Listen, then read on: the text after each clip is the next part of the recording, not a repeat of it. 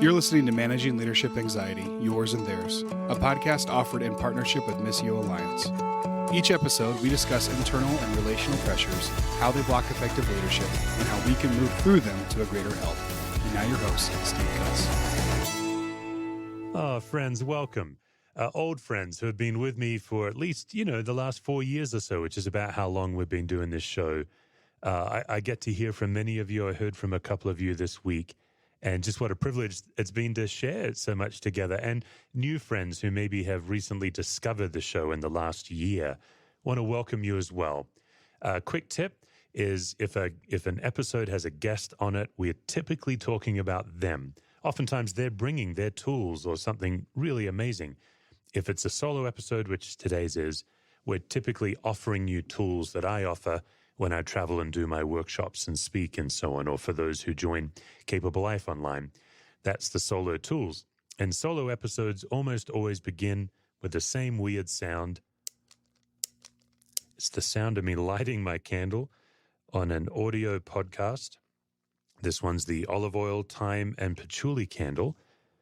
And I'll tell you guys, the reason we light the candle is just to pause, get off the anxiety treadmill, and remember what we so easily forget, that God is with us.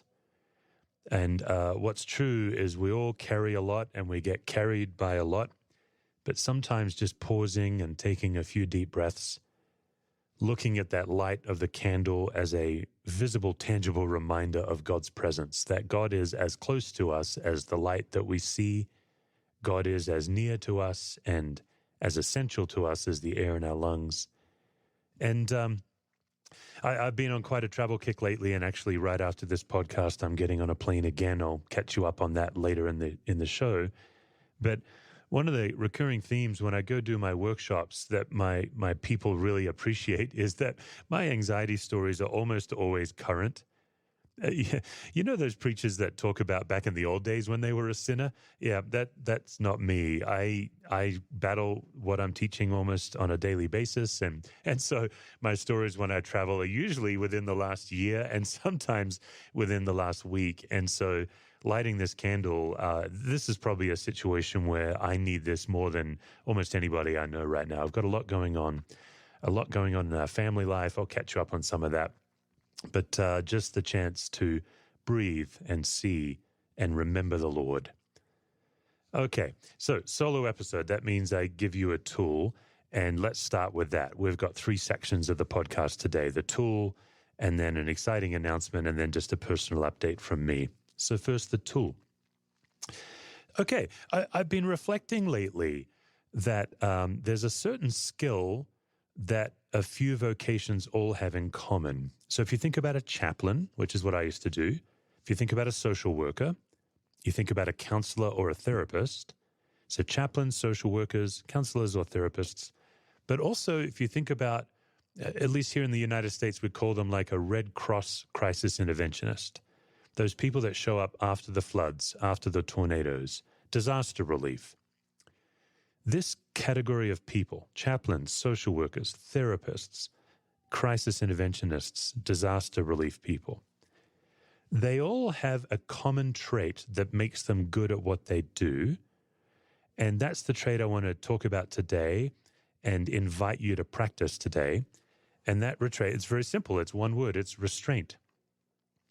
What we've been trained to do is restrain our impulses before our impulses get the better of us, long enough to reflect on those impulses so that we can respond to what the situation calls for rather than react with what our impulses are telling us it calls for. Now, there's probably a cleaner way to say it, but that's it. Think about your average chaplain, social worker, therapist, crisis interventionist.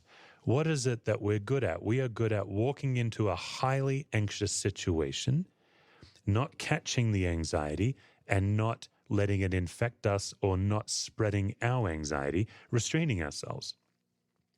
We are good at, before we jump in, before we say that thing, before we do that thing, we reflect on the impulse to say or do something.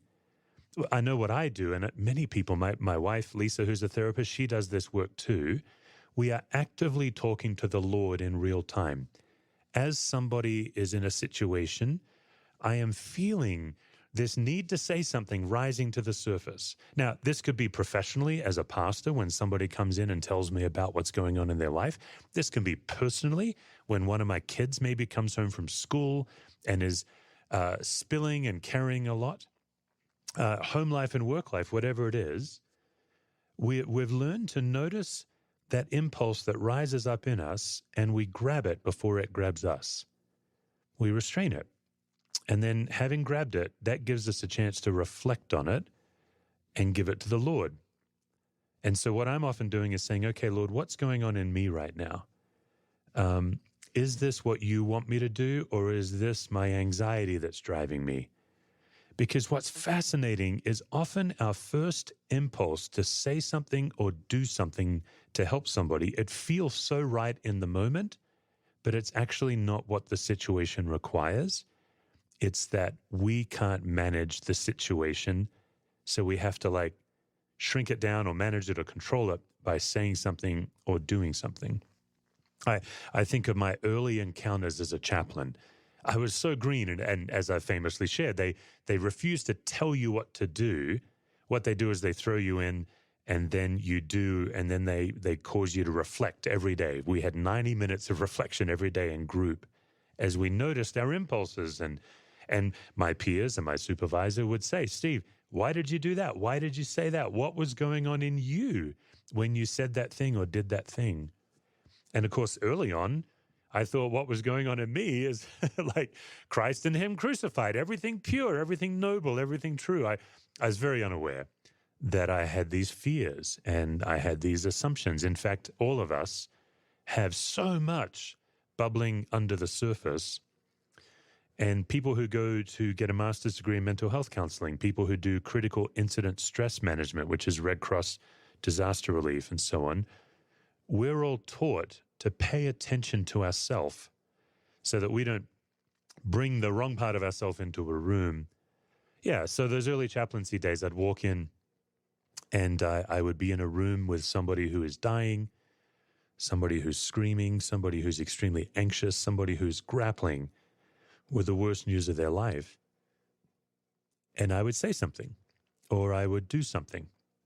And it's really no exaggeration to say, for the first 8 to 10 weeks of chaplaincy, pretty much everything I said and did was for me when I thought it was for them. And that was the journey I had to learn to restrain that initial impulse that it comes up in a microsecond, doesn't it? Somebody says something, you get reactive, and then you say something. And in the moment, this is the challenge of anxiety, is in the moment, anxiety gets you drunk on it, where anxiety kind of liquors you up and says, hey, this is a great idea, you should do this. But it's all on autopilot, it's all instinctual. So learning to mistrust my first impulse, that was really powerful for me, just long enough to reflect on it. And this whole experience just took a few seconds. It was incredible how quickly I could notice the desire to say something, fix, give advice, make it better, and then say, wait a minute, okay, Lord, here it comes again. What do you want me to do? Does this situation require me to say anything? That's why if you've ever been in a hospital, oftentimes it looks like the chaplain isn't doing anything, when in fact they're standing there silently, working so hard, paying attention to themselves, paying attention to what's going on in the room. You know, my wife, who's a therapist, of course, I don't get to see her at work. It's all confidential. It's all behind a closed door. But I'll say this, I've experienced her as her husband, and it's amazing to watch how she can be so present to somebody. I've, of course, also watched her as her husband in our church, just caring for person after person. Her capacity to manage herself and focus on the other. And what it ends up doing is we create a safe space for somebody to be exactly themselves. So that's the tool of the day, learning to mistrust your impulses, learning to restrain your impulses long enough that you can reflect on them, invite the Holy Spirit into them, and then deliberatively respond rather than react. And, you know, maybe I'm talking about deep work difficult work. Those of you, a lot of my listeners, you have incredibly intense work. I have a lot of listeners who are deeply involved in anti-sex trafficking. A lot of my listeners in foster care and adoption. A lot of my listeners in ministry where you're on the hard edges of ministry. Yes, this is really good tools for you. But listen, what if you have a 12-year-old daughter and she comes home from school and she's heartbroken because that boy isn't interested or something like that? And there you are saying some version of, look on the bright side, right? You have ever done that? I've done this so many times. The stereotype is, oh, honey, there's plenty more fish in the sea.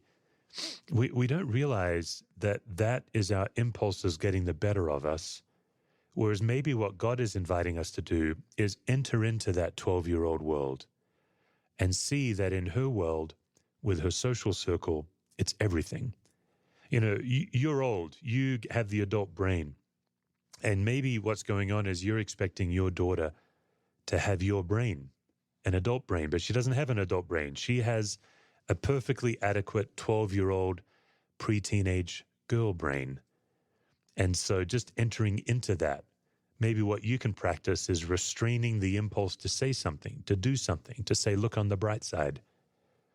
Maybe for some of you, it's your next midweek community. Maybe you have a Bible study in your home or someone's home, or maybe you're in some kind of mentoring relationship with someone where the whole dynamic is designed for you to give advice. What would it look like just before you give that advice? Restrain, reflect. Now, I want to be careful here. I'm not saying you should never give advice. You should never say something. You should never do something, of course. I'm just saying what you can do is get that out of your impulses, your instinct, your reactivity, and you can deliberatively put it on your tool belt. The tool to say something, the tool to do something, and you can add it with the very powerful tool to be present with somebody in it all as they notice God for themselves. Sometimes, by you saying something and you doing something, you're actually unintentionally robbing somebody of engaging God for themselves.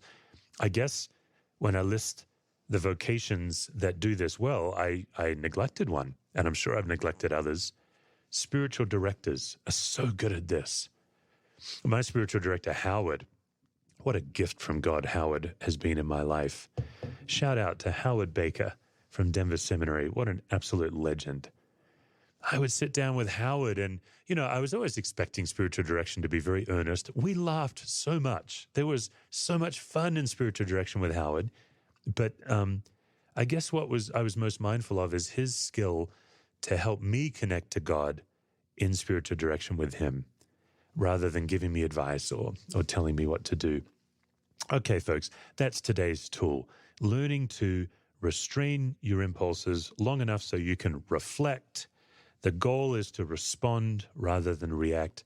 Yes, it's okay to quote scripture to somebody. Yes, it's okay to give them advice or do something kind for somebody, but just to invite God into that in-between space. That's life-changing. That's what I want to encourage us to do today. All right, part 2 of the podcast. Hey, really pumped about this. Today's the day we went live on the Unlocking Faith conference. So the tickets are now available. Let me just tell you a little bit about the conference, and then in the show notes, you'll see a link if you'd like to get a ticket. All right. I've been working on this theme in my life lately, this simple idea that's changed my life, that I've always assumed that my belief in God is my deepest, most core belief, and I discovered that's not the case. Now, my belief in God is my most precious belief. That's true. But it turns out I've got beliefs that are deeper than my belief in God. I don't say that with any shame or guilt or condemnation. It just is. The story I tell myself is sitting down there. The meaning I've made out of my childhood experiences is sitting down there. For some of you, your trauma is sitting down there. The parts of myself that get activated when I feel under pressure or exhausted or when I don't get what I think I need. All of these under the surface of my faith in God that get in the way, they block, they keep me trapped. And what they do is they rob me from what God is offering, which is peace, freedom, and love. So, October 2nd through 4th, the Unlocking Faith Conference. I'll be speaking. My wife, Lisa Cuss, will be speaking. Dr. Chuck DeGroat will be speaking. Also, Andy Gullahorn and Jill Phillips, two of my favorite musicians, singer-songwriters, incredible people. They'll be both bringing music for us, but also they'll be on a panel because Andy and Jill's a therapist. Andy has his own journey of recovery. They both do a lot with Enneagram. Their music and their teaching reflect a well-integrated life.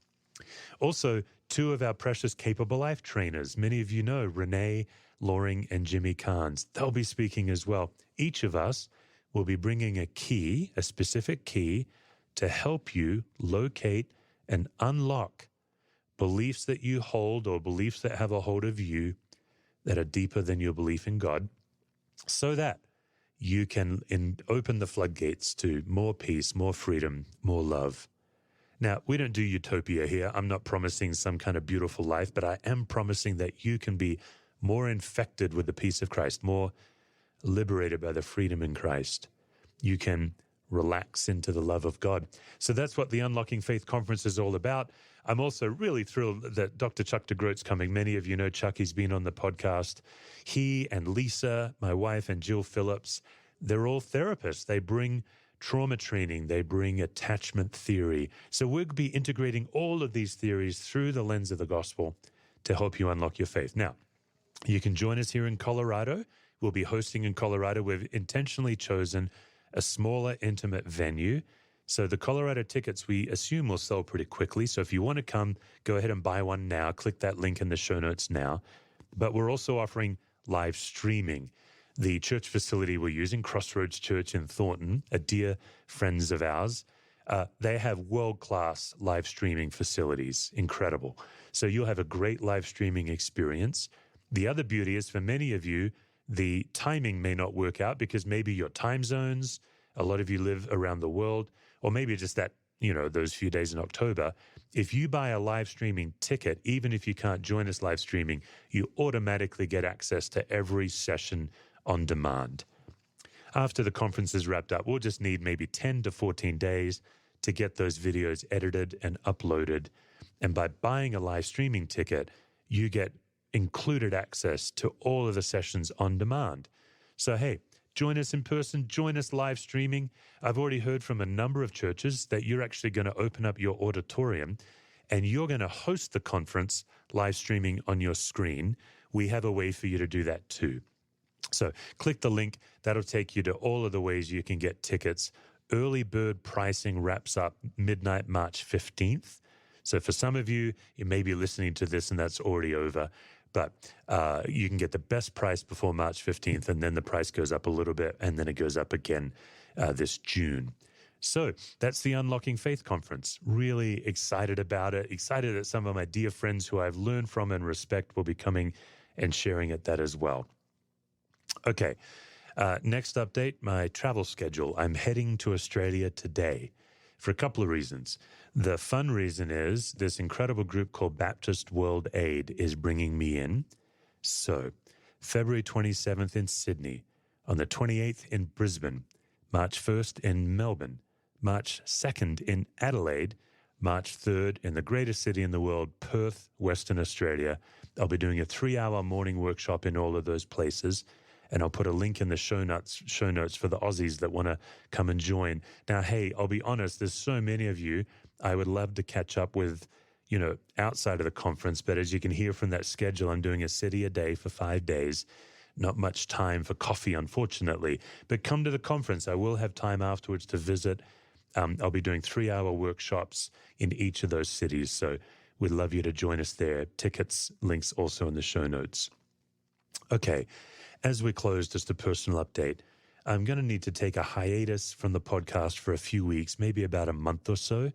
My dad and my sister called this weekend, and my mum is right down to the end. So that's why I'm heading to the airport today. I'm rushing out of town to go try to catch my mum before she passes, and then especially to be there with my dad and my sister.